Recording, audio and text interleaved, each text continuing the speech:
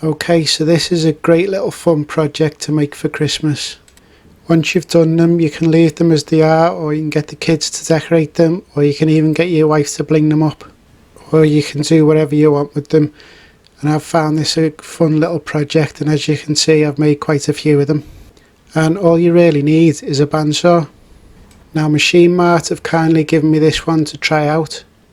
It's the CBS 350. Now I've found this an excellent bandsaw to do this project on. As you can see, they're handed, so you can make a pair, or you can make a single one, or you can make a whole head if you wanted. Now I can't take credit for this design. A friend of mine showed me it on YouTube from a channel called Workshop Companion, and I'll leave a link in the description below to their video. They've done it a bit more complicated, and this is my version of their design.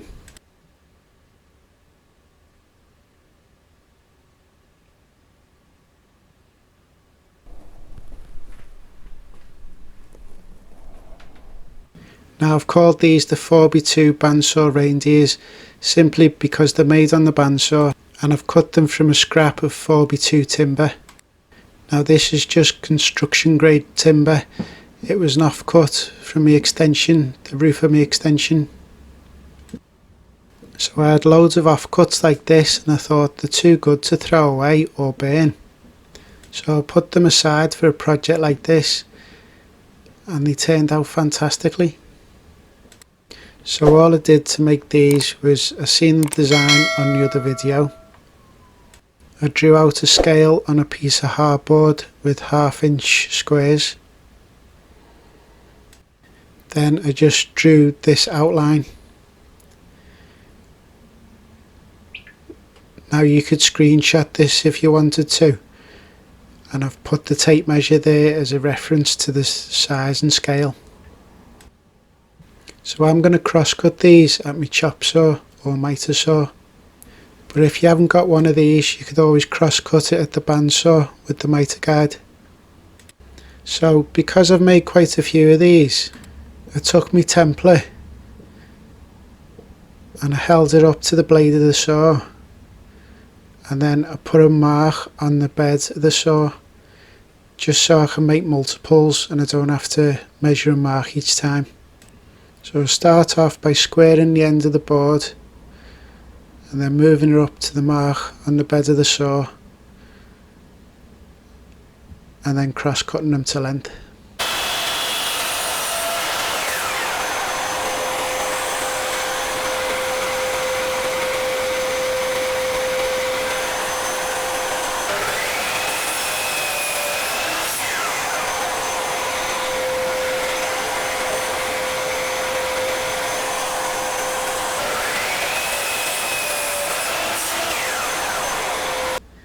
So when I've got my blank, I get the template, put it on top and draw around it with a pen, just because the pen's easier to see.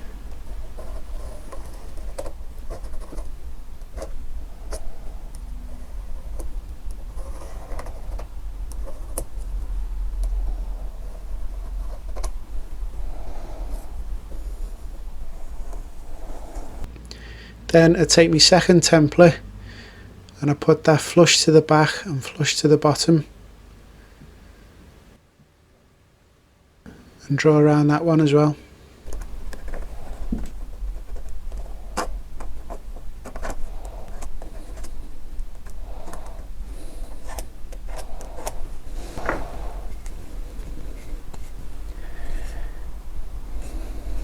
If you want to do one the opposite way, just simply turn your template over.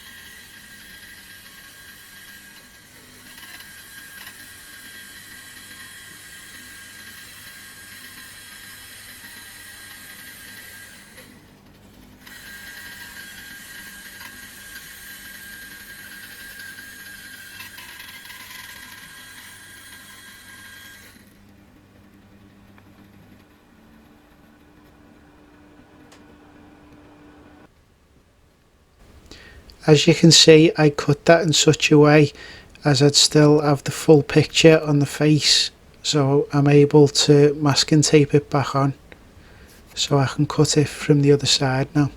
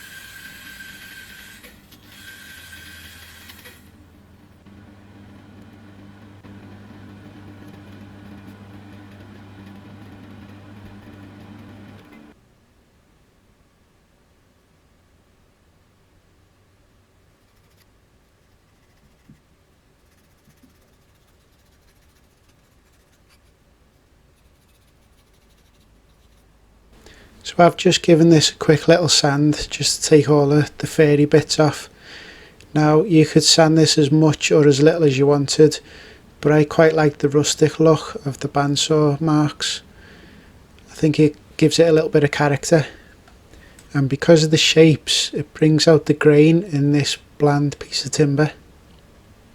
And for something that was destined for the bin or the fire, I think that's a great fun little project to do. So I hope you enjoyed this video. If you did, please hit the like button, and if you haven't already, please subscribe to the channel, and I'll see you next time.